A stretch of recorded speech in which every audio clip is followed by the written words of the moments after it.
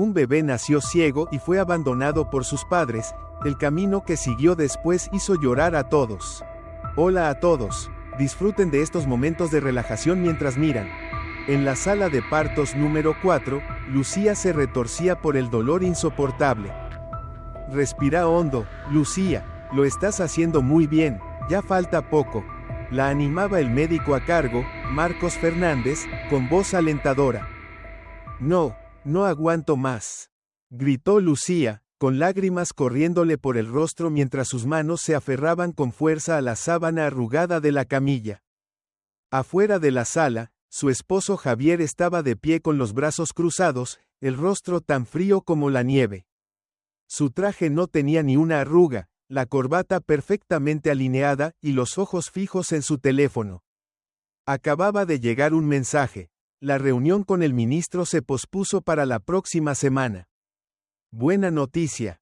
Javier esbozó una leve sonrisa. Pero entonces la puerta se abrió de golpe y Catalina, la enfermera, salió apresurada, con el rostro pálido. Señor Javier, hay un problema. El bebé. ¿Qué pasó?, preguntó Javier, alzando la vista con el ceño fruncido. Catalina tragó saliva. Por favor, entre. El doctor necesita hablar con usted y su esposa. Javier asintió, acomodándose el cuello de la camisa mientras entraba. Lucía ya estaba exhausta, pero sus ojos buscaban con desesperación al bebé. A su lado, el doctor Marcos sostenía un bulto envuelto en tela blanca, el rostro tenso y serio. Doctor, ¿dónde está mi hijo?, susurró Lucía, extendiendo la mano temblorosa. Tranquila, Lucía. Todo va a estar bien. Este es tu hijo. Marcos colocó con delicadeza al bebé sobre el pecho de ella. Pero en el instante en que la manta fue retirada, un escalofrío recorrió la espalda de Lucía. Abrió la boca sin poder emitir sonido, su cuerpo entero temblaba. El bebé tenía la piel pálida, casi azulada, los labios amoratados y no tenía ojos. Las cuencas estaban vacías, cubiertas solo por piel lisa, sin glóbulos oculares ni párpados. No, gritó Lucía, apartando al bebé de sí como si fuera algo repugnante. Catalina lo tomó de inmediato, lo abrazó y murmuró. Pobrecito angelito. Explíquese, doctor. Javier gruñó, los ojos abiertos como platos al mirar al bebé como si fuera una aberración. El niño tiene una malformación congénita muy rara, llamada anoftalmía.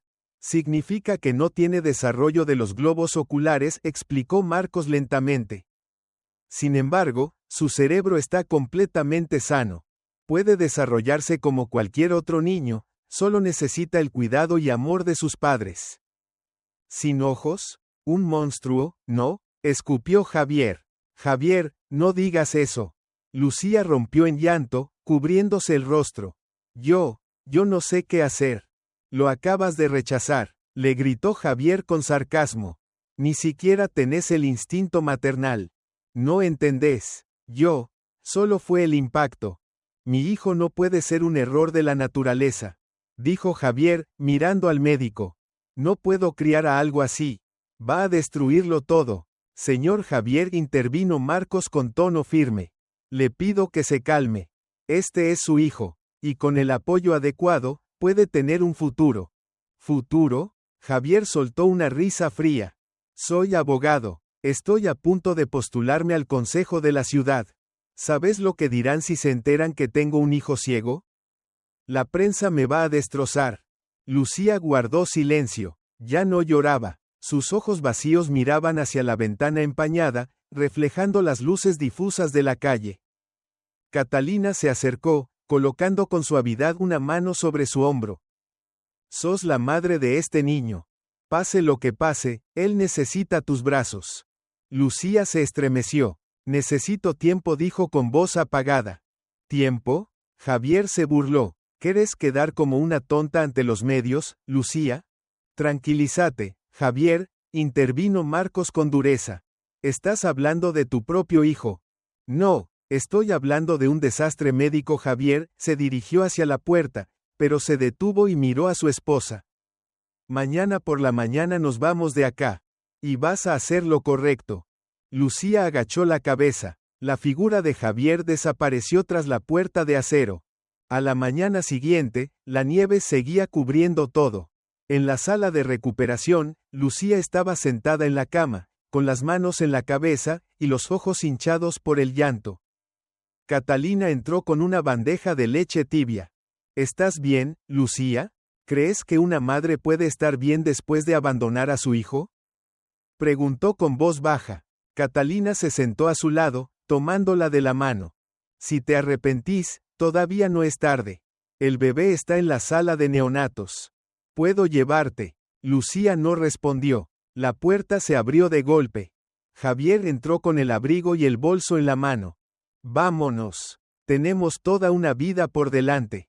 Catalina se levantó de inmediato. No podés obligarla a hacer esto. Apártate, Catalina ordenó Javier, y luego se dirigió a Lucía.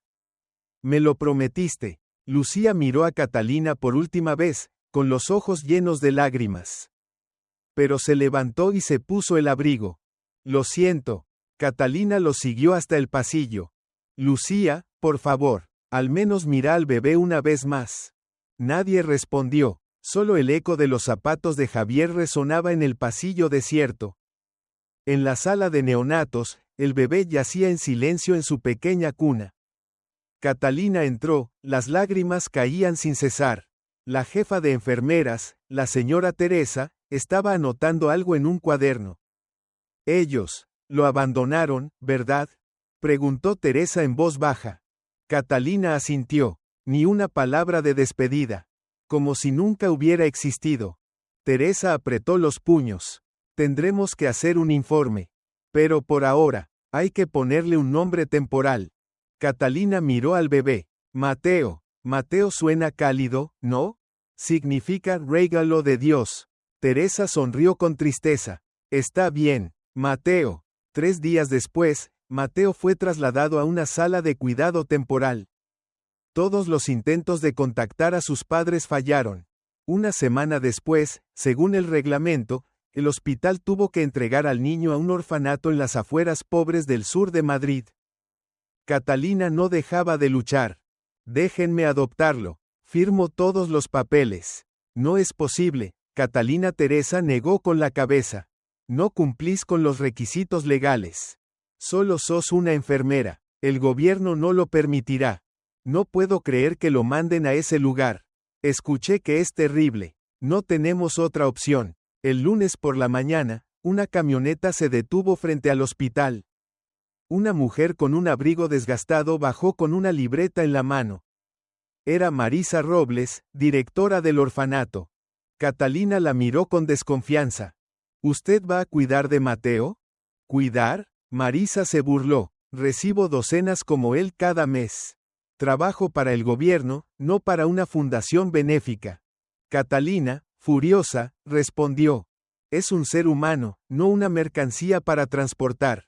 Entonces quédatelo vos, si tenés el valor, respondió Marisa, estirando los brazos para recibir a Mateo de manos de Teresa. Catalina se acercó y le dio un beso en la frente al bebé. Adiós, Angelito, perdona a este mundo. Marisa sonrió con desprecio y se dirigió al vehículo. La puerta se cerró. Mateo abandonó el lugar donde nació, rumbo a un destino oscuro que nadie podría prever. La camioneta arrancó y se alejó del Hospital San Vicente, tomando un camino nevado hacia el sur de Madrid. Adentro, Mateo yacía en silencio en los brazos indiferentes de Marisa Robles, una mujer de ojos tan fríos como el hielo, y labios tan finos como una navaja. Mejor que sigas callado, murmuró ella. Detesto a los críos que lloran. En el asiento del copiloto iba Esteban, chofer y cómplice de confianza de Marisa. Se giró para mirar al bebé. ¿Estás segura de que este nos va a dar plata? Preguntó, masticando chicle con la boca abierta.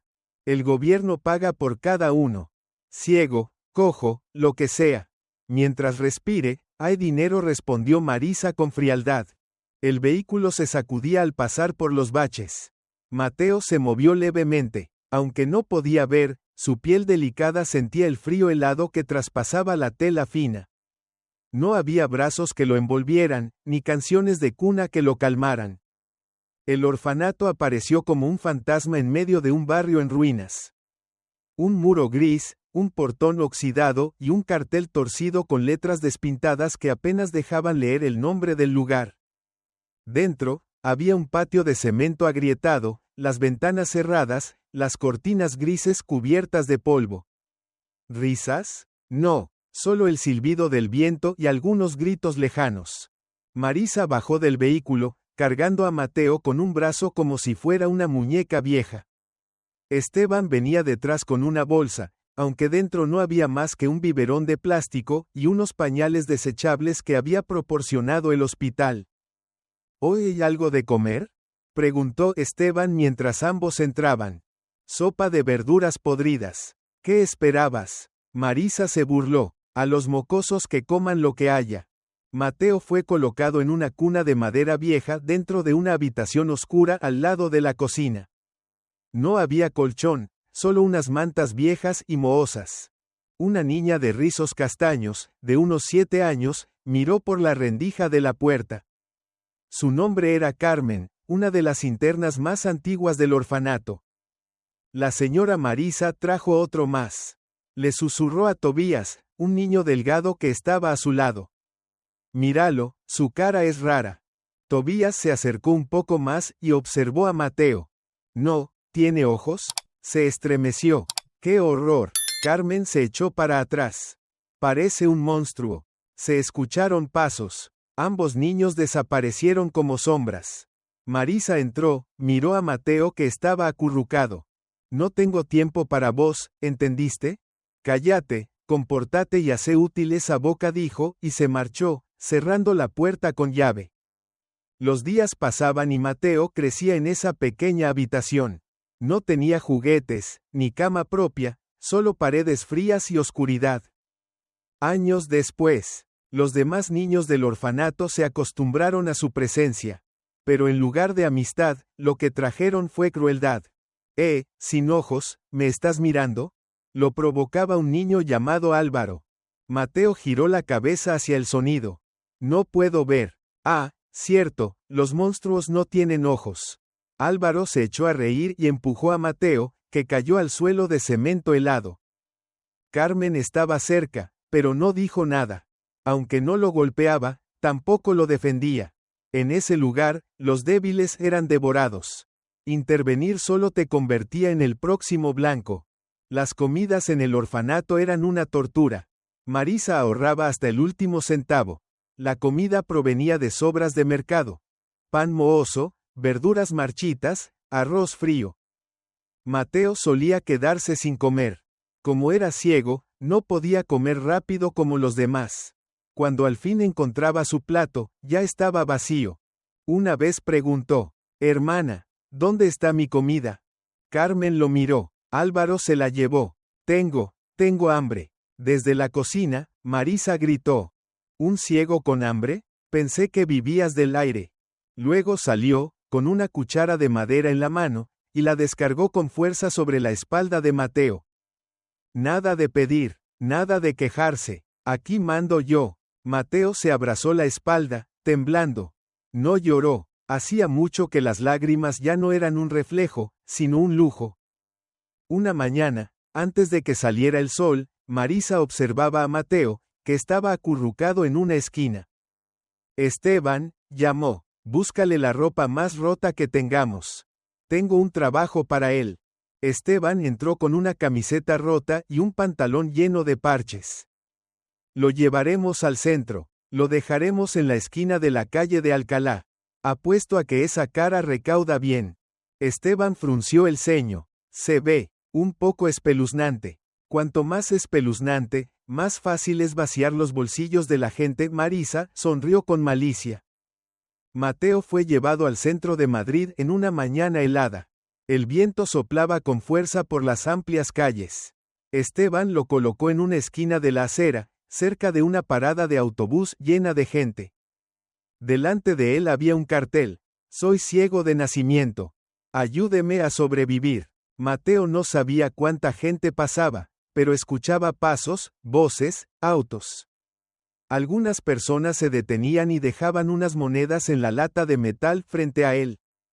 Una anciana se detuvo y murmuró: «Pobrecito, que Dios te bendiga». Otro niño exclamó: «Mamá, su cara». La madre lo jaló rápidamente. «No mires. Es horrible». Mateo no dijo nada. El viento le cortaba la piel, el frío le calaba los huesos. Su estómago vacío rugía. Al atardecer, Esteban regresó para recoger el dinero. Solo 14 euros. Un asco hoy. Yo podría cantar, susurró Mateo. ¿Cantar? Esteban se rió. ¿Te crees un ángel? Esa noche, Mateo fue golpeado. Marisa lo arrastró a la cocina y lo lanzó al suelo. ¿No traes suficiente? Inútil, gritó y le dio una bofetada brutal. Carmen miraba desde detrás de la puerta, con los puños apretados, los labios temblorosos. No puedo intervenir, no puedo, susurró. Marisa llevó a Mateo a la habitación de castigo. Era un cuarto pequeño, sin ventanas, sin luces, con el piso de tierra fría y olor a humedad. Quédate acá, hasta que aprendas a ser útil. La puerta se cerró de golpe. La oscuridad se tragó a Mateo. El tiempo pasó. Mateo se convirtió en la fuente de ingresos de Marisa. Cada día, lo dejaban en una esquina diferente, sentado por horas en el frío. A veces llovía y su ropa quedaba empapada. A veces nevaba, y su piel se volvía morada. Pero Marisa igual lo obligaba. No tenés ojos, usa las orejas. Escuchá las monedas caer en la lata y sobreviví, decía sin compasión. Una noche, Esteban discutía con Marisa. ¿Estás segura de que querés seguir con esto? Ya casi no puede más. Mientras no esté muerto, sirve, Marisa contestó. El gobierno puede sospechar. El gobierno solo ve papeles. Mientras entregue los informes, ¿quién va a revisar? Esteban guardó silencio, pero su mirada ya mostraba dudas. Una mañana, Carmen se acercó en secreto a Mateo, que estaba sentado solo en el patio. Mateo giró hacia la voz. ¿Carmen? Sí, ayer, cantaste un poco, muy bonito. ¿Escuchaste? Sí, yo también canto a escondidas. Mi mamá era cantante. Mateo sonrió levemente. No sé cómo es tu cara, pero tu voz es muy bonita. Carmen se sonrojó. No sos un monstruo como dicen. Mateo guardó silencio. Por primera vez, alguien no lo llamaba monstruo. Pero esa noche, Marisa perdió el control. Mateo solo pidió descansar un día porque tenía fiebre, pero ella no lo permitió. Solo tenés que sentarte. Si no podés ni eso, entonces desaparece. Gritó. Esteban dudó. Quizá, mañana. Cállate. El que lo defienda se va a la calle. Entonces Marisa agarró a Mateo del cuello de la camisa y lo arrastró hasta la puerta. Lo llevó a una intersección vacía y helada, lo sentó contra una pared. Quédate ahí a morirte. No necesito basura. Y se dio la vuelta y se fue. Mateo quedó acurrucado, el viento lo azotaba. No podía ver, pero lo sentía todo. Estaba en el último rincón del mundo. El viento seguía soplando con fuerza por las calles de Madrid. La noche de invierno era helada, las calles desiertas, la luz amarilla de los faroles se reflejaba en el pavimento húmedo. Mateo temblaba en la esquina, abrazándose con fuerza, su cuerpecito sacudido por el frío. Su ropa rota no retenía el último calor que quedaba en su cuerpo. Tengo frío, susurró, con los labios morados y el rostro cubierto de suciedad. Yo, no quiero morir. Nadie respondió, solo el viento y los pasos apresurados de extraños que pasaban como si Mateo fuera una sombra. Una parte invisible de la ciudad. Algo que nadie notaba. Perdón, mamá, murmuró. Yo hice lo mejor que pude. De repente, se escucharon pasos de tacones que se acercaban lentamente. Una mujer se detuvo justo frente a él. Dios mío, la voz de la mujer temblaba. Este niño. Mateo alzó la cabeza hacia el sonido, su nariz se movió ligeramente como si percibiera un aroma familiar. El suave perfume de jazmín flotando en el viento. ¿Quién está ahí?, preguntó con voz temblorosa. La mujer se arrodilló y le tocó suavemente el hombro. ¿Cómo te llamas? No, no tengo nombre, respondió Mateo en voz baja. Me llaman el ciego, el monstruo. No, eso no es cierto, ella negó con la cabeza, con la voz entrecortada. Sos un ángel, una criatura hermosa. Mateo sintió el calor de su mano. No era como nadie que hubiera conocido. No era fría como Marisa, ni distante como Esteban, ni temerosa como los otros niños. ¿Quién es usted? Soy Isabel, respondió suavemente. Soy enfermera. Te vi cuando naciste, en el Hospital San Vicente. Mateo abrió sus cuencas vacías, sorprendido. Hospital. Sí, te tuve en mis brazos. Eras tan pequeño, llorabas apenas, pero irradiabas una calidez especial. Y luego, desapareciste. Yo, no sé quién es nadie. Isabel apretó los labios.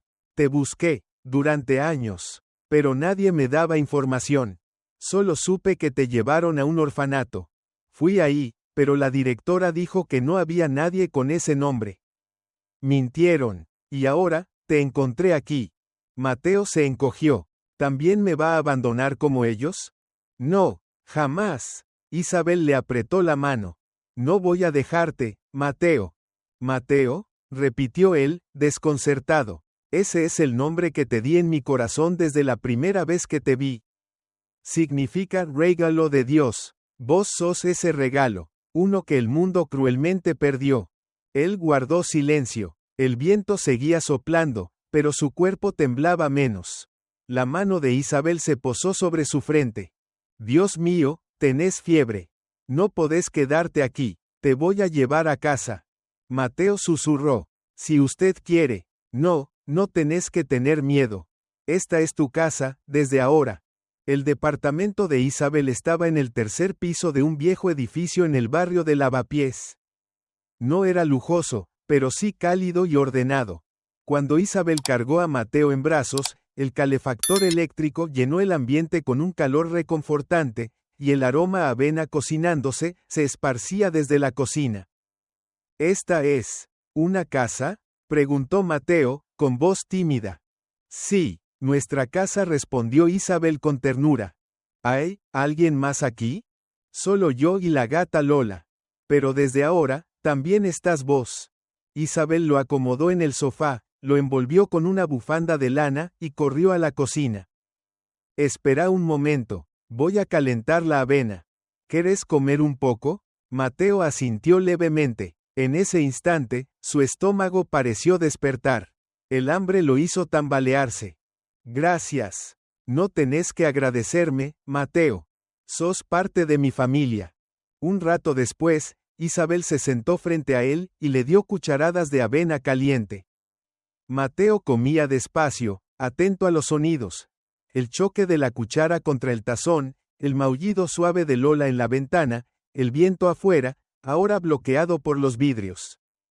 ¿Te han golpeado, verdad?, preguntó Isabel suavemente. Mateo asintió. Decían que yo no servía para nada. Ellos eran los monstruos, no vos. Él tragó lágrimas. No recuerdo ningún rostro, solo voces. Entonces voy a hablarte mucho, para que nunca te olvides de mi voz. Mateo sonrió suavemente. Usted es la primera que me dice eso. En los días siguientes, Isabel llevó a Mateo a ver médicos, tramitó nuevos documentos y solicitó la custodia legal. El doctor Ángel Ramírez, especialista en oftalmología, lo examinó cuidadosamente y confirmó que Mateo nació sin globos oculares, pero tenía un desarrollo cognitivo excelente. Señora Isabel, dijo el doctor Ángel tras el chequeo, aunque no tenga vista, este niño tiene una gran sensibilidad al sonido. Percibo una fuerte reacción a los ritmos. Isabel se alegró. Yo también lo noté. Siempre aplaude al ritmo cuando le pongo música. Podría ser un talento innato. Debería exponerlo a más música. Lo haré, cueste lo que cueste, afirmó Isabel. Una tarde, Isabel llevó a casa una vieja radio. Puso una pieza de música clásica suave y se sentó a observar. Mateo, que estaba sentado sobre la alfombra, alzó la cabeza y afinó el oído. Sonrió. El sonido, es como si pintara dentro de mi cabeza. Isabel se conmovió. ¿Te gusta? Mucho. No me asusta como los gritos. Entonces, desde hoy, nuestra casa estará llena de música. Mateo tocó el parlante. Quiero crear ese sonido. Isabel se arrodilló frente a él. Y lo harás. Te lo prometo. Un día, mientras Mateo gateaba por el piso, su mano tocó un objeto largo de madera. Una vieja guitarra que pertenecía al esposo fallecido de Isabel. ¿Qué es esto?, preguntó. Una guitarra. Era de él, respondió Isabel, con un tono melancólico. Murió hace años, pero amaba la música. Isabel empezó a enseñarle los sonidos básicos, cómo reconocer las cuerdas, cómo sentir la vibración con los dedos. Al principio fue difícil, pero Mateo aprendía rápido. Cada vez que vibra una cuerda, es como si una luz estallara en mi cabeza, contó. Aunque nunca haya visto la luz. No necesitas ojos para sentir la luz, Mateo le acarició la cabeza. Él sonrió, igual que sé que usted sonríe sin verla. Isabel lo abrazó. Así es. Y te prometo, que nunca más te dejaré. Una noche, cuando la primavera comenzaba a asomar, Mateo estaba sentado en el regazo de Isabel, tocando con cuidado una melodía simple en la guitarra. No veía nada, pero, veía, toda la habitación inundada de música. Mateo, dijo Isabel en voz baja. No sos algo desechable, sos un regalo, que el mundo aún no ha sabido comprender. Mateo alzó la cabeza y asintió suavemente. Entonces usaré la música para que lo vean. Con cuidado, paso a paso. Muy bien, Mateo, dijo Isabel en voz alta, mientras lo sostenía suavemente por la espalda. Mateo caminaba a tientas por la sala. No usaba bastón, solo estiraba las manos al frente, tocando suavemente los objetos para orientarse. La mesa, las sillas, la estantería, todo se volvía un punto de referencia familiar en su mente. Ya llegué desde el sillón hasta la ventana, gritó Mateo con entusiasmo. Sí, lo hiciste excelente. Isabel lo abrazó con fuerza. No puedo ver, pero recuerdo dónde está cada cosa. Cada objeto suena diferente. Exacto. Tus oídos son tus ojos. Tus emociones, tu brújula. Mateo sonrió feliz. Por primera vez. No tengo miedo de la oscuridad. Los días pasaban, e Isabel enseñaba a Mateo a percibir el mundo con el tacto y el oído. Colocaba pequeñas pelotas de papel aluminio por la casa para que él las escuchara. Le enseñaba a distinguir pasos, el goteo del agua, el maullido hambriento de Lola. Una tarde, alguien golpeó la puerta. Isabel abrió, era Clara Sánchez, su vecina del piso de abajo. Hola, Isabel, saludó Clara con una gran sonrisa, sosteniendo una canasta de pan. Escuché la guitarra. Maravillosa. ¿Es tu nieto? Isabel asintió. Mateo, es un niño ciego que adopté. Clara entró y vio a Mateo sentado, tocando suavemente algunas notas en la guitarra. Hola, Mateo, soy Clara, vivo abajo. Mateo se detuvo y alzó la cabeza. Su voz suena feliz. Clara se rió. ¿Y la voz de Isabel? Como el sol cálido, pero la suya, suena como un carrillón de viento. Clara se conmovió. Este niño es realmente especial. Isabel comenzó a buscar una escuela especial para Mateo. Un día, lo llevó al centro de apoyo para niños con discapacidad visual. El director del centro era Guillermo Ortega, un hombre alto, de cabello entrecano y lentes gruesos. Recibimos niños con discapacidad visual a partir de los 6 años. Pero Mateo apenas tiene 5 años y medio. Dijo con cierta duda. Pero este niño tiene un potencial extraordinario, respondió Isabel. Le pido que le permita una evaluación. Guillermo asintió. Está bien, si usted está segura. El día de la evaluación, Mateo se sentó en una sala silenciosa, tocando cada objeto frente a él. Una caja de madera, una pelota de goma, una pequeña guitarra. Mateo, ¿cómo reconoces estos objetos?, preguntó Guillermo. Por la vibración. Esta guitarra, la tercera cuerda está más floja que la segunda. Suena más opaca. Y la pelota, Huele a plástico viejo. Guillermo miró a Isabel y asintió. Es más inteligente que muchos niños de 6 años que he conocido.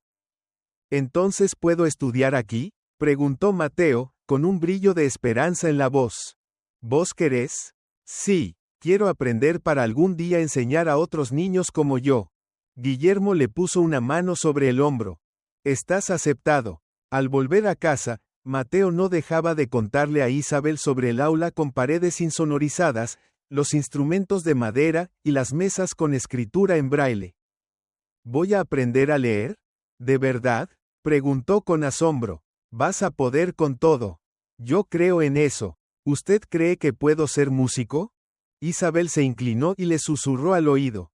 Sos Mateo. No solo serás músico, serás la luz para quienes viven en la oscuridad. Durante los primeros meses en el centro, Mateo tuvo muchas dificultades. No estaba acostumbrado al ruido ni a convivir con otros niños. Hubo días en los que volvía a casa con el rostro triste. Mateo, ¿qué pasó?, preguntó Isabel al verlo boca abajo en la almohada. Los otros se ríen de mí, respondió con la voz entrecortada. Dicen que siempre estoy callado, como si fuera mudo. Todavía no te comprenden, pero un día sabrán quién sos. Tengo miedo. Isabel se sentó a su lado y lo abrazó.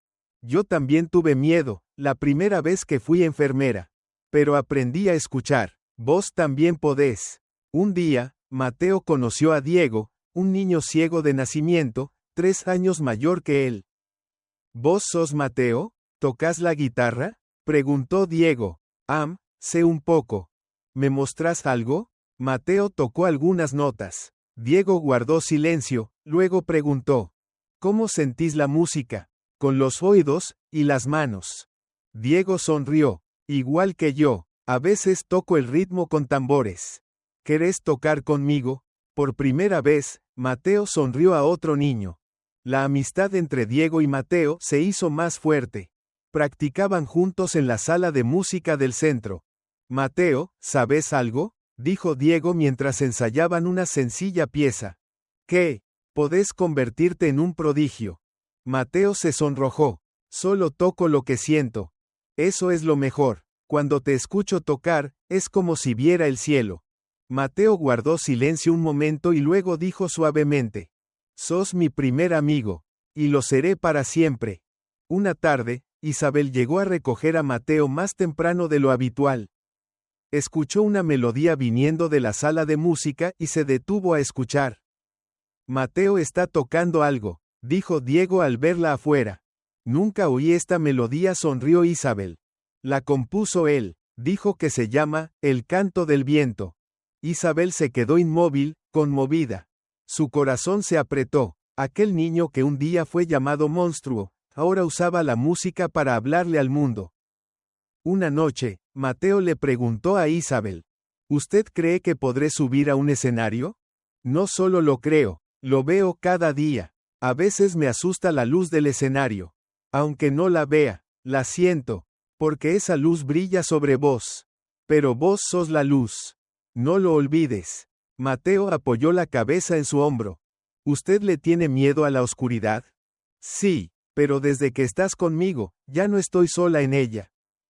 Un día, a finales del invierno, el centro organizó un pequeño concierto para padres y estudiantes. Mateo fue elegido para abrir el evento. No sé qué canción tocar, dijo temblando. Isabel se arrodilló y le tomó la mano. Toca la que escribiste para el viento. La compusiste con dolor, pero también con esperanza. Mateo asintió. ¿Va a escucharme? Voy a estar en la primera fila, como siempre. Cuando las luces del escenario se encendieron, Mateo se sentó en medio del auditorio, con las manos sobre el teclado. El silencio era absoluto. Luego, las primeras notas comenzaron a sonar, suaves, temblorosas, pero llenas de emoción.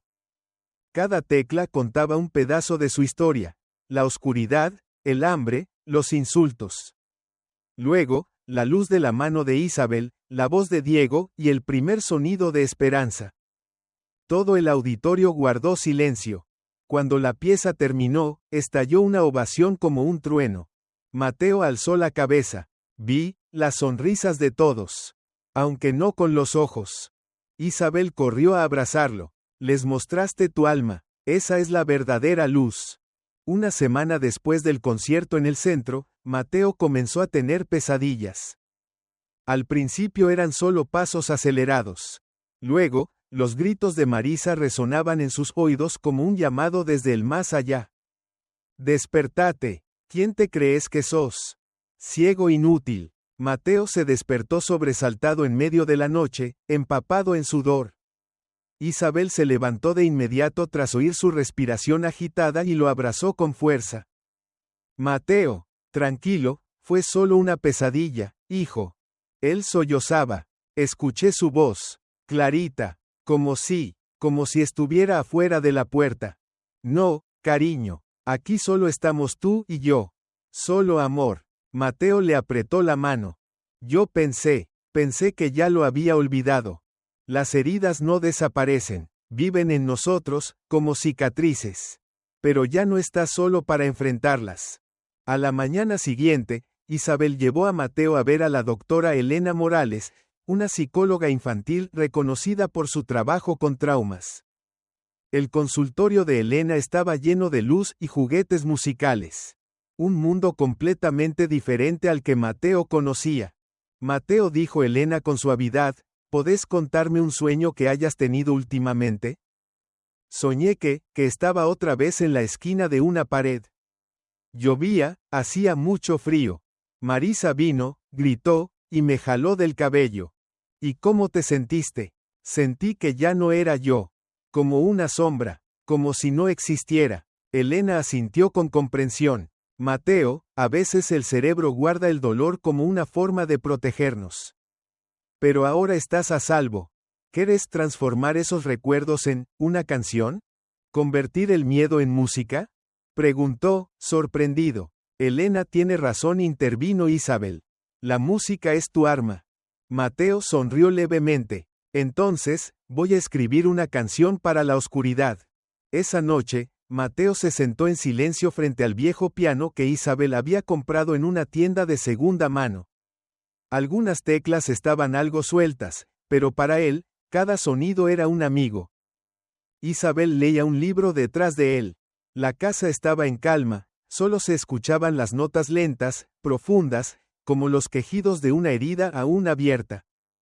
¿Qué estás escribiendo?, preguntó ella. Es la canción de la noche en que me abandonaron. El viento, el frío, el llanto que nadie escuchó. Isabel dejó el libro a un lado y se sentó junto a él. ¿Te da miedo recordarlo? Sí, pero esta vez, yo tengo el control. No el recuerdo. Isabel secó una lágrima. Sos más fuerte que 100 adultos juntos. Mateo puso sus manos sobre el teclado. No quiero que nadie más tenga que vivir lo que yo viví.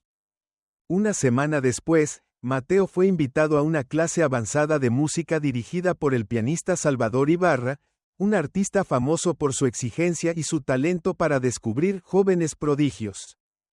Isabel dudaba. Mateo, en esa clase habrá niños muy preparados. ¿Estás listo? Mateo asintió. No necesito ver las notas. Solo necesito escuchar el corazón de quien las toca. La primera clase fue un choque. Los otros niños venían de familias adineradas, estudiaban música desde los 3 años, y miraban a Mateo con curiosidad y escepticismo. ¿De verdad sos ciego?, preguntó un niño rubio, con tono despectivo. Sí, respondió Mateo con suavidad. ¿Y cómo lees la música? Escucho. Los niños estallaron en carcajadas. ¿Escuchar? La música no se adivina. En ese momento entró Salvador, con una mirada tan afilada como un cuchillo. Silencio. Aquí no necesitamos ojos. Necesitamos emoción. Luego miró a Mateo. Siéntate al piano. Déjame oír lo que los ojos no pueden ver. Mateo colocó lentamente sus manos sobre las teclas, temblando por la presión. Pero en cuanto sonó la primera nota, todo el ruido del mundo desapareció. Cerró sus cuencas vacías, dejando que los recuerdos dolorosos se convirtieran en melodía. El salón quedó en completo silencio. Cuando terminó, nadie habló durante varios segundos. Salvador asintió. Este chico, No aprendió en ninguna escuela. Aprendió del dolor. Un niño comenzó a aplaudir tímidamente, luego todos se levantaron y lo siguieron. Mateo volvió a casa con el corazón latiendo fuerte. Pero esa noche, las pesadillas regresaron. Esta vez, soñó que volvía al orfanato. Marisa estaba allí, con su cuchara de madera en mano, su mirada afilada como una navaja. ¿Quién te crees que sos? ¿Un artista? Sos basura. No, no soy nadie.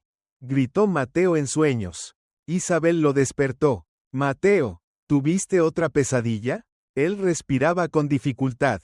La vi, aún está ahí, en algún lugar. Marisa ya no puede hacerte daño. ¿Y si viene a buscarme? Isabel le apretó la mano. Si eso pasa, yo estaré aquí. Lo juro. A la mañana siguiente, Isabel llamó a Clara, la voz cargada de preocupación. Clara, tengo miedo de que Marisa no haya desaparecido.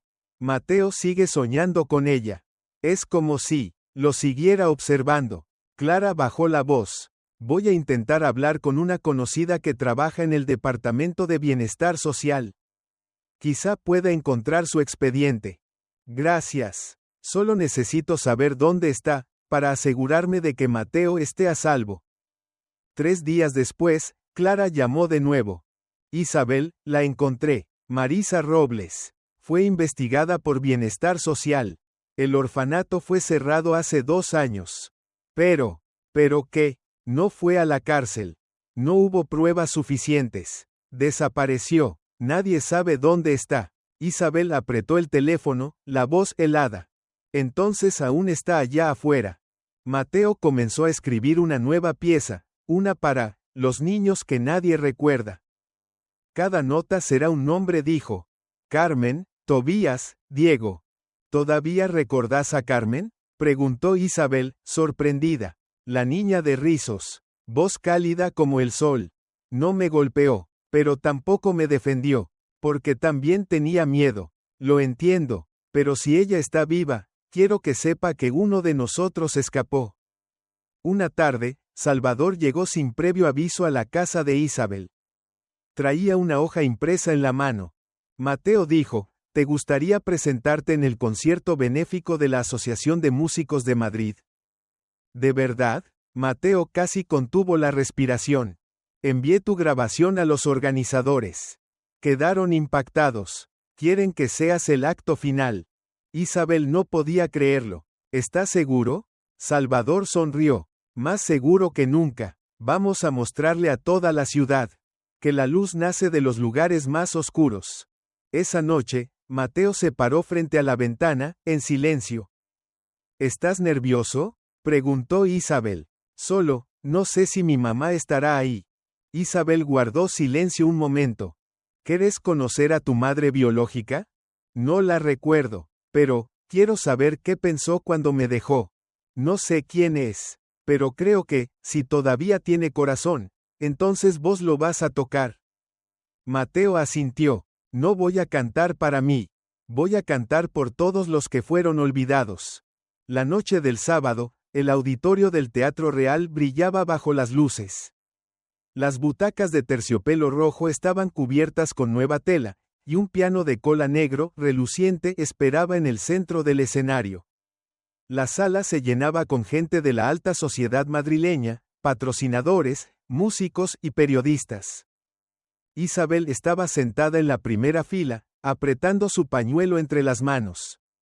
Llevaba un vestido azul oscuro, sencillo pero elegante, y su cabello plateado estaba recogido con cuidado.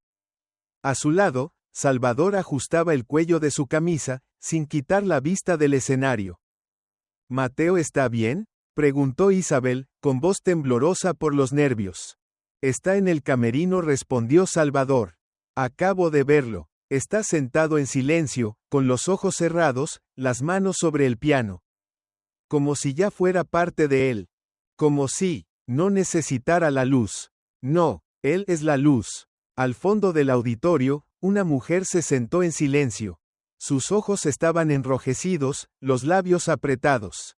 Era Lucía. Habían pasado 11 años, su rostro mostraba las huellas del tiempo, su mirada estaba cargada de remordimiento. En sus manos tenía una invitación enviada de forma anónima, sin firma, con solo una línea escrita: ven, y escucha lo que años atrás decidiste no oír. Lucía miró a su alrededor, el corazón le latía con fuerza dentro del pecho.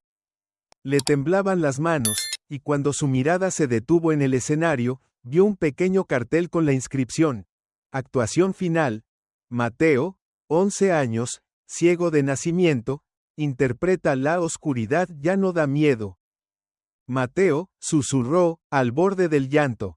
Detrás del telón, Mateo estaba sentado derecho en la banqueta frente al piano. Diego, de pie a su lado, le apretó suavemente el hombro. Puedes hacerlo, Mateo, yo creo en ti. Gracias, murmuró Mateo, voy a tocar, por todos nosotros. El señor Salvador se acercó y puso una mano sobre su hombro. Mateo, recuerda, no necesitas ver al público. Ellos te verán a ti. Mateo asintió. Estoy listo. El coordinador del escenario asintió con una señal. Es tu turno. Las cortinas de terciopelo comenzaron a abrirse. Todo el auditorio quedó en completo silencio mientras Mateo salía, guiándose con las manos por el borde del piso de madera, avanzando paso a paso hacia el piano. Nadie se atrevía a respirar fuerte. Lucía se tapó la boca. No reconocía al niño que había abandonado, ahora convertido en alguien tan grande. Su caminar pausado, el rostro en alto, seguro de sí mismo. Aunque no tenía ojos, una luz proveniente de ese niño iluminaba directamente su corazón. Isabel lo miraba, las lágrimas deslizándose por su rostro. Salvador murmuró: es hora de que el niño le hable al mundo. Mateo se sentó, puso las manos sobre las teclas. El auditorio entero quedó en silencio.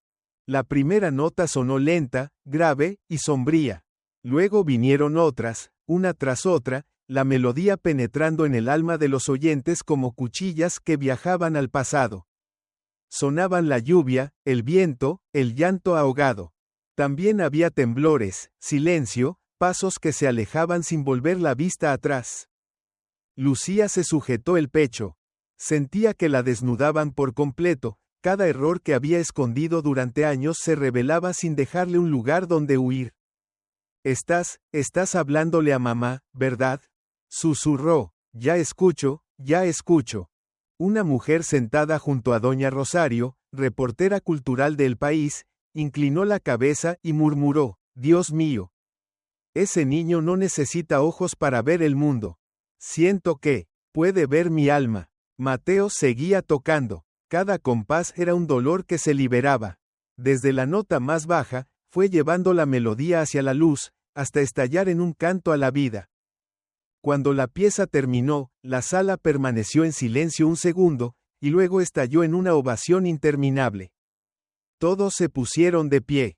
Algunos lloraban, otros parecían perdidos como si salieran de un sueño. Lucía no pudo levantarse. Hundió el rostro en sus manos, sollozando. Salvador se volvió hacia Isabel, con voz entrecortada. Lo logró. Isabel le apretó la mano. No, hizo más que eso. Mateo se inclinó, las manos aún sobre el teclado. No veía los rostros, pero escuchaba cada aplauso, cada sollozo, cada lágrima caer. Susurró: ya dije lo que tenía que decir. Después de la presentación, Mateo fue llevado a la sala de descanso en el camerino. Isabel corrió a abrazarlo. Mateo, lo lograste. Fuiste maravilloso. ¿Lo escuchaste? Cada nota. Y también vi cómo brillaba tu corazón.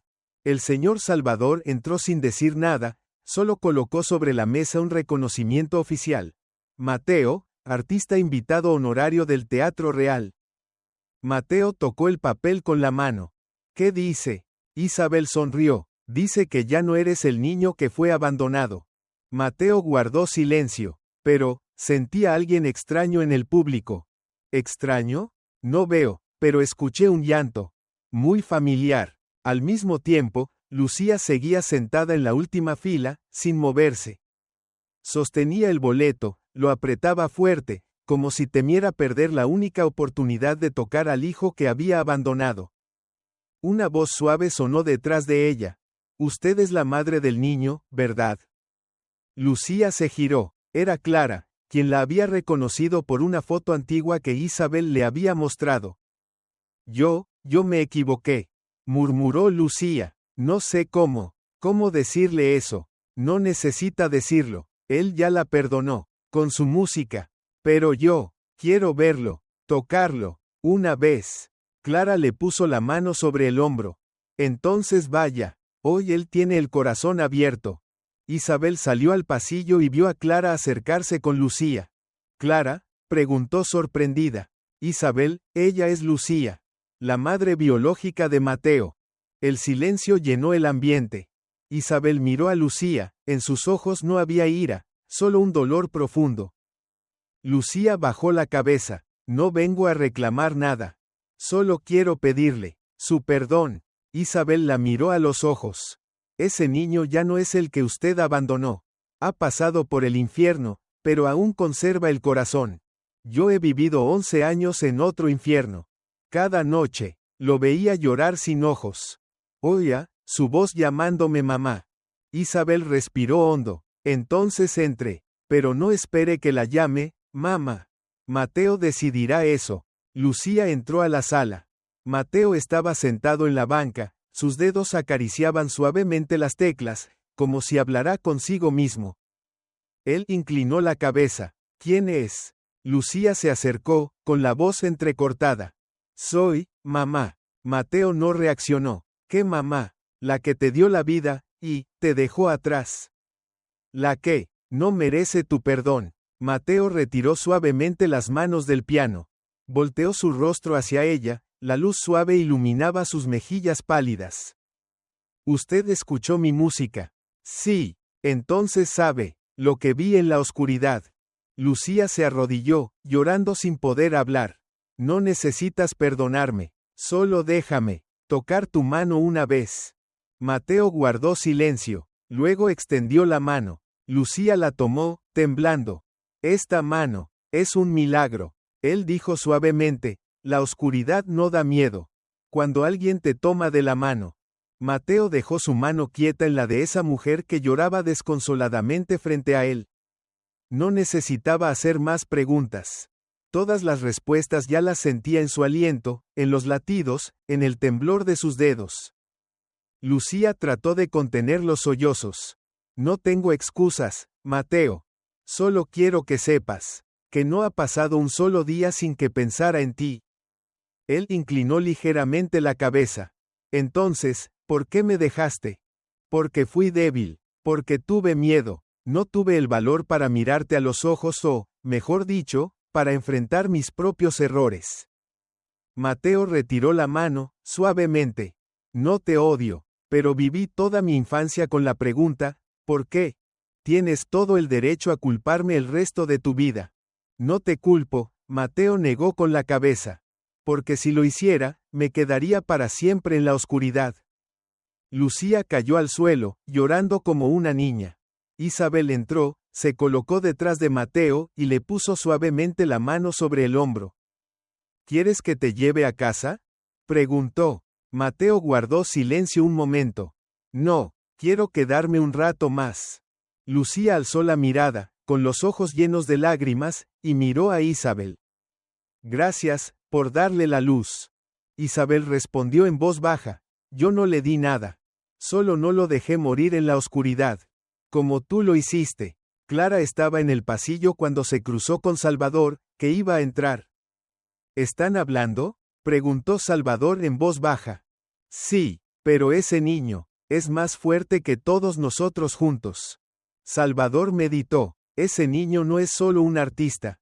Es una grieta en este mundo falso. Una grieta por donde entra la luz. Después de que Lucía se fue, Isabel llevó a Mateo a casa.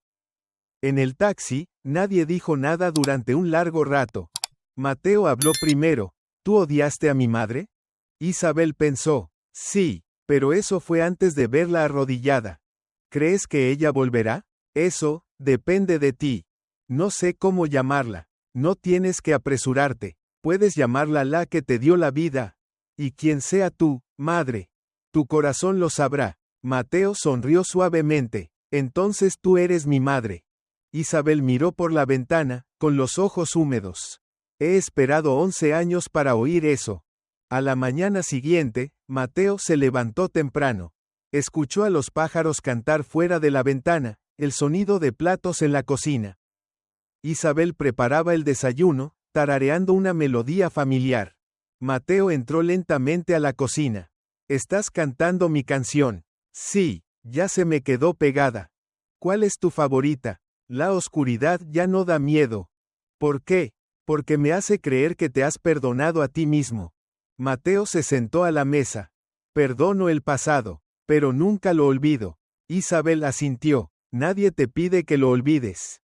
Solo que no permitas que te encierre. Al mediodía, Mateo y Isabel fueron a la pequeña cafetería de una vieja amiga, señora Belén, una mujer de mediana edad, alegre, de cabello rizado y voz fuerte.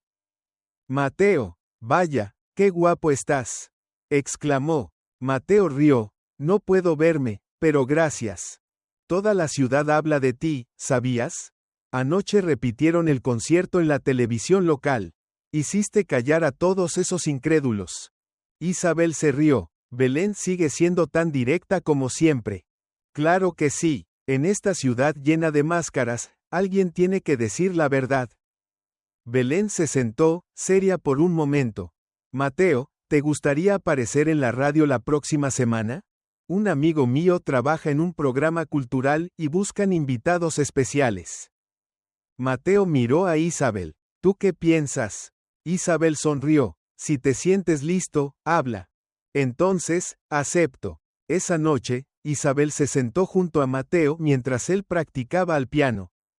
Sus manos se movían con fluidez sobre las teclas, como si fueran parte de su cuerpo desde siempre. ¿Crees que hay niños como yo, cuando era pequeño? Preguntó de pronto. Sí, muchos. En todo el mundo. Quiero conocerlos.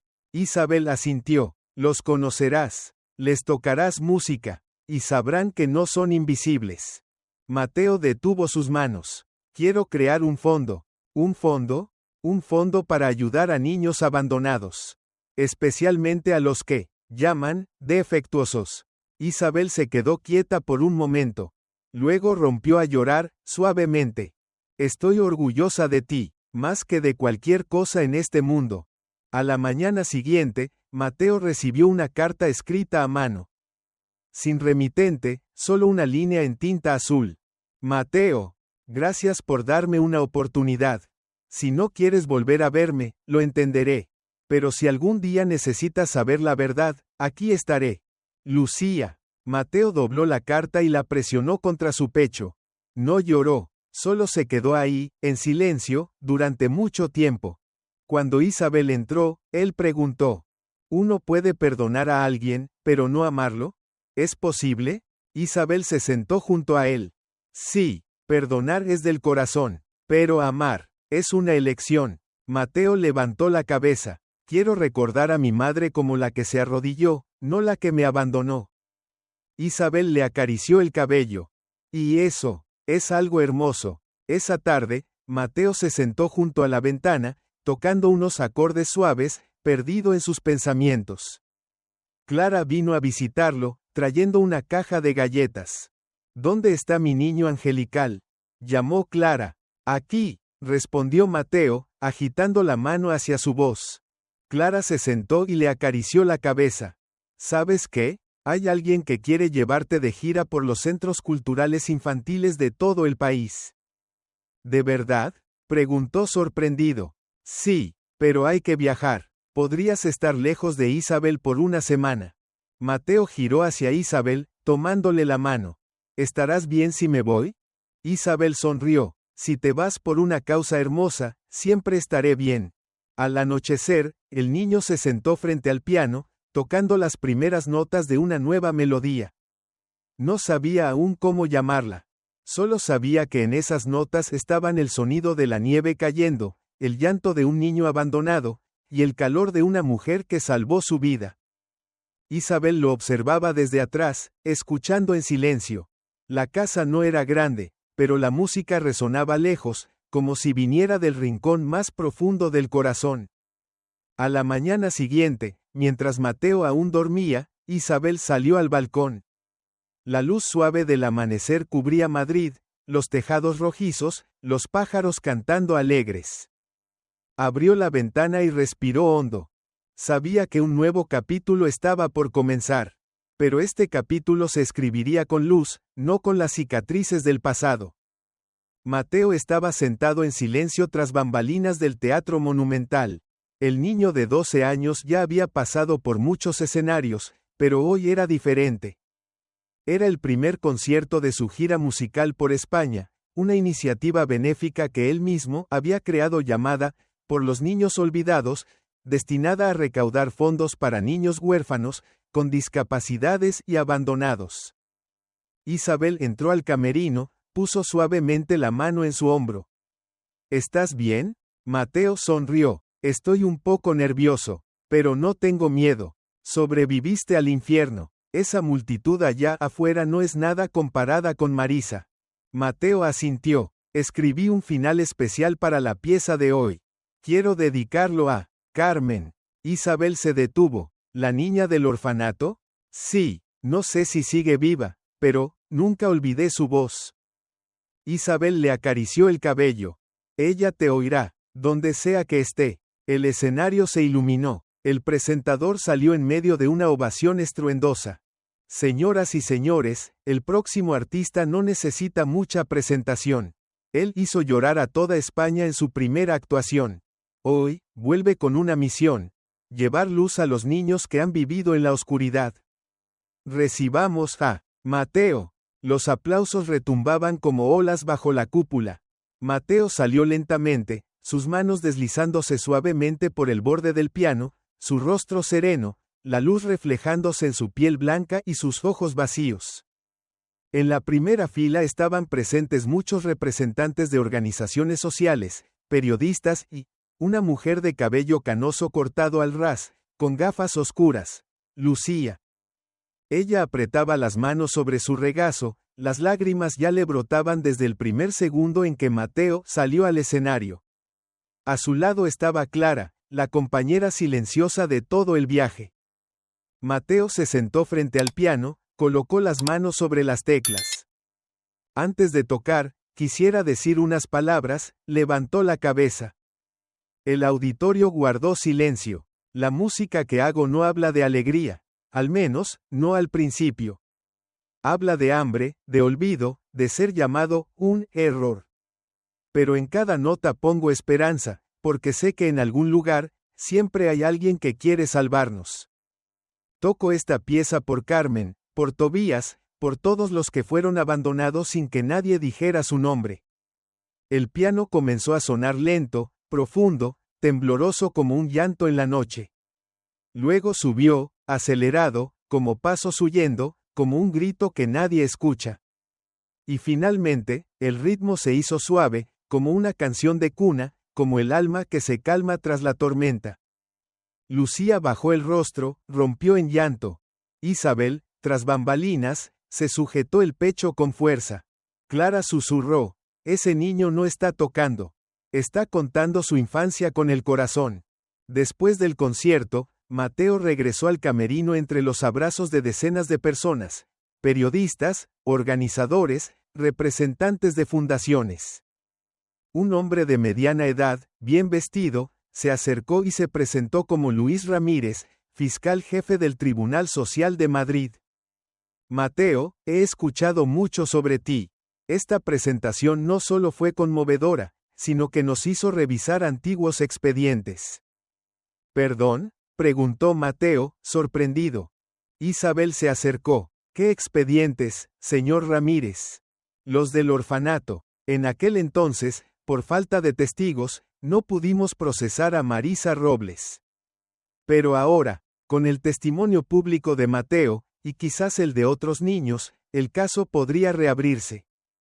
Mateo quedó inmóvil. Un escalofrío recorrió su espalda.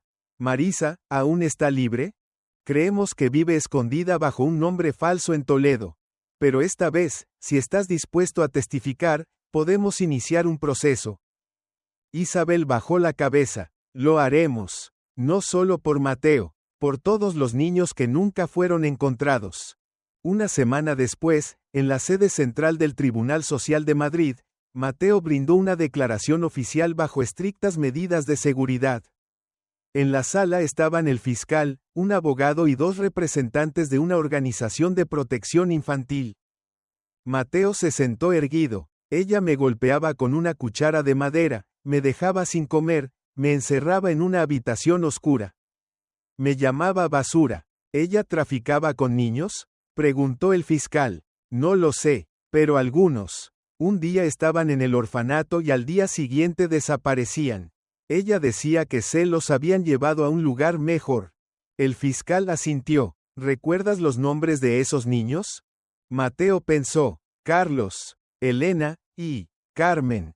¿Carmen?, susurró Isabel. ¿La niña que mencionaste antes? Mateo asintió. Ella me dijo que algún día alguien me sacaría de la oscuridad. Yo seguí esperando. Al día siguiente, los medios nacionales difundieron la noticia. El artista ciego Mateo declara. Se reabre el caso del cruel orfanato en Madrid. Ese mismo día, la policía irrumpió en una vieja casa a las afueras de Toledo y arrestó a una mujer llamada María Roldán, quien vivía con documentos falsos. Las pruebas de huellas digitales confirmaron. María Roldán era en realidad Marisa Robles. Al ser arrestada, Marisa gritó entre la multitud de periodistas. Esos mocosos no eran más que basura. Les di techo y aún así no lo agradecen. Isabel, al ver la noticia en televisión, tembló. Esa mujer no ha cambiado en lo más mínimo. Mateo, sentado junto a ella, murmuró. Ya no le tengo miedo. Y nunca más volverá a herir a nadie. Días después, Mateo recibió una carta manuscrita y anónima. La letra era temblorosa. Estoy viva. Soy Carmen. Te vi en la televisión. Aún estoy en Madrid, pero no me atrevía a creer que eras tú. Si aún recuerdas mi voz, toca la melodía que compusiste, esa que dije que sonaba como la luz del sol. Mateo apretó la carta contra su pecho. Ella está viva. Isabel, con los ojos empañados, murmuró. Dios mío. Al fin. Mateo susurró. La encontraré. Con música. 3 días después, Mateo se presentó en un parque céntrico de Madrid. Sin micrófono, sin escenario. Solo un piano colocado al aire libre. ¿Estás seguro?, preguntó Isabel. ¿No temes desilusionarte?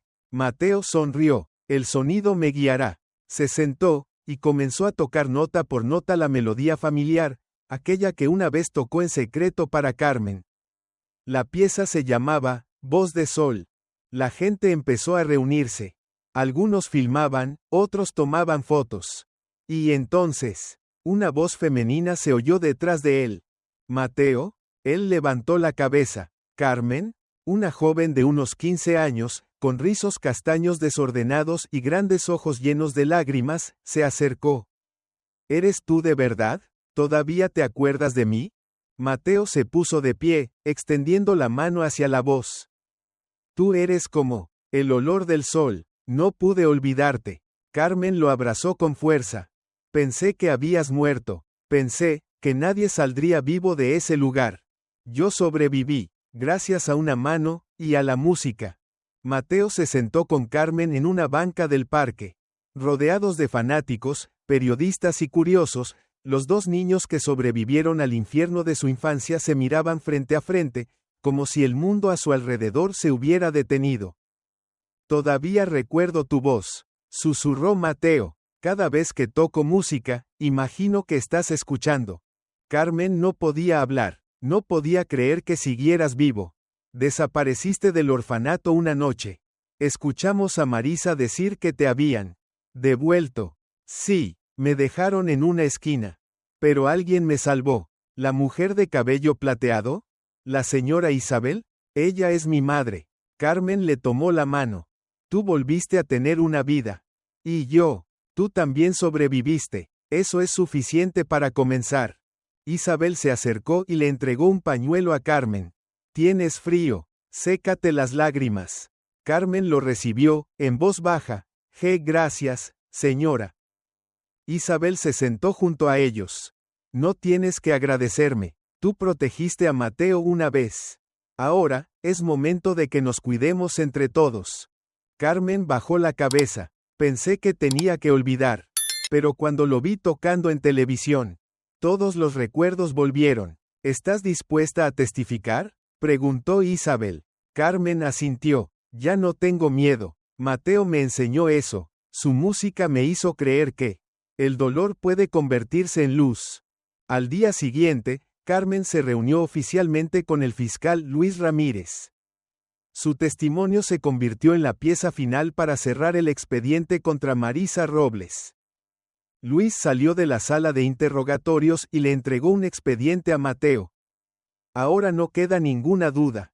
Vamos a acusarla de abuso infantil, negligencia, maltrato y explotación de menores huérfanos. Mateo apretó los puños. Ella no podrá dañar a nadie más, ¿verdad? Luis negó con la cabeza. Con todos los testigos y la exposición pública, enfrentará la pena máxima, 20 años de prisión. Isabel tomó la mano de Mateo. Y todo lo que has soportado no será olvidado. El juicio contra Marisa se llevó a cabo solo 2 semanas después, en el Tribunal Supremo de Madrid. Esa mañana, Mateo vestía un traje azul marino sencillo, con su bastón en mano, acompañado por Isabel y Carmen. Del otro lado, Marisa fue escoltada con su uniforme gris de prisionera, la mirada aún fría y desafiante. «Esos son unos parásitos», gritó al pasar entre la prensa. «Les di comida, un techo, y ahora me traicionan». Mateo no miró atrás, solo caminó derecho hacia la sala del tribunal, con la cabeza en alto. Durante su testimonio, Mateo habló con voz clara, cada palabra firme. Ella me llamaba basura, me obligaba a sentarme en el frío a pedir dinero, me golpeaba cuando no traía suficiente. Llegué a pensar que no merecía vivir. Pero hoy estoy aquí, para decir que ella estaba equivocada. Carmen continuó, me golpeó por defenderlo. Me encerró 2 días sin comida por esconder un pedazo de pan. Ella decía, los como tú no merecen vivir mucho. La fiscalía presentó imágenes, documentos, y pruebas que confirmaban cada detalle. Al final del juicio, el juez declaró con voz firme. Marisa Robles es condenada por abuso, maltrato, negligencia y explotación ilegal a 22 años de prisión sin derecho a reducción. El público rompió en aplausos. Marisa fue arrastrada mientras seguía gritando, «Se van a arrepentir». Mateo permaneció en silencio, con lágrimas rodando por su rostro. No, está equivocada. Finalmente, la justicia habló. Una semana después del juicio, Mateo, Carmen e Isabel regresaron al terreno donde antes estaba el orfanato. Ahora solo quedaba un solar vacío, las rejas oxidadas retiradas, los muros derrumbados. En esa esquina estaba el cuarto donde me encerraban, dijo Mateo, señalando con la mano. Y allá, el lugar donde yo solía cantar en las noches, sonrió Carmen. Isabel sacó una pequeña caja del bolso. Dentro, una piedra con la inscripción. No fuimos olvidados. La dejaremos aquí, para que los recuerdos puedan descansar en paz, dijo. Mateo asintió, y desde hoy, nadie más tendrá que pasar por lo mismo. Días después, Mateo e Isabel visitaron el nuevo orfanato construido con el fondo creado por él, llamado Casa Mateo. En la sala común, decenas de niños escuchaban atentamente mientras Mateo tocaba el piano.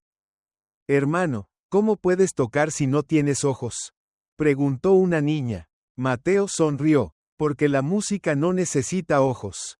Solo necesita corazón. ¿Y yo puedo tocar?, preguntó un niño sentado cerca. Claro, si crees que puedes, entonces puedes lograrlo. Un niño se acercó y lo abrazó. Hermano, eres nuestro superhéroe. Mateo rió y le devolvió el abrazo con ternura. No, solo soy un niño que sobrevivió. Esa tarde, Isabel llevó a Mateo a un pequeño apartamento en el barrio de El Rastro. La puerta de madera fue abierta por Lucía, la mujer que le dio la vida. Mateo, murmuró, con la voz quebrada. Quiero hablar, respondió él, con serenidad. Isabel asintió levemente y se apartó para que madre e hijo entraran. La casa era sencilla, con un leve aroma a té de menta. Lucía le ofreció asiento. ¿Quieres algo de tomar? Está bien el té. Ella sirvió con manos temblorosas. He seguido tus pasos durante los últimos 2 años. Te vi en la televisión, en los periódicos, pero no tuve el valor de acercarme. ¿Por culpa? Por miedo, a que ya no me necesitaras. Mateo sonrió levemente. Tienes razón, no necesito una madre, para vivir. Pero tal vez, te necesito para entenderme a mí mismo. Lucía rompió en llanto. Nunca esperé que me perdonaras. Solo quería volver a ser llamada mamá. Él alzó el rostro. Entonces, cuéntame sobre ese día. El día que me dejaste. Lucía le contó todo. El miedo, la presión de Javier, el padre cruel que solo pensaba en la reputación, el temor al rechazo social por tener un hijo que no era normal. No tengo derecho al perdón, susurró. Y aún así, creciste, y eres bueno, porque alguien hizo lo que tú no pudiste hacer, respondió Mateo. Pero sé, que nunca me olvidaste. Lucía lloró aún más. Nunca. Mateo le tomó la mano. Entonces, empecemos de nuevo. Sin explicaciones. Lucía lo estrechó con fuerza. Gracias, por darme una oportunidad de volver a ser humana. Esa noche, los 3 Lucía, Mateo e Isabel cenaron juntos. Carmen también llegó, trayendo flan casero. Señora Lucía, este cocido está delicioso, exclamó Carmen. Lucía sonrió. Hace mucho que no cocinaba para alguien. Isabel miró a los 2 niños riendo y sus ojos se llenaron de lágrimas. Esto es el mayor milagro que he visto. Mateo susurró. Y acabo de oír la melodía más hermosa. La melodía de una familia. Al final de la cena, Mateo se sentó al piano, deslizó suavemente las manos sobre las teclas, y tocó una pieza que nunca había escrito antes. Lucía ladeó la cabeza. ¿Cómo se llama esa canción? Él respondió sin dudar. La luz final. La historia de Mateo nos recuerda que el amor y el perdón pueden sanar las heridas más profundas. A pesar de haber sido abandonado y herido cruelmente, ese niño eligió perdonar, transformando el dolor en música llena de emoción que ha inspirado a miles. Los niños, con o sin discapacidades, merecen ser amados y protegidos. La justicia finalmente habló, pero lo más sagrado fue la humanidad. La resiliencia de Mateo es prueba del poder milagroso de la compasión. Si te ha gustado esta historia, te invitamos a dar like y suscribirte a nuestro canal. Tu apoyo nos motiva a seguir trayendo historias conmovedoras casi todos los días. Estamos muy agradecidos por tu apoyo. Nos vemos pronto.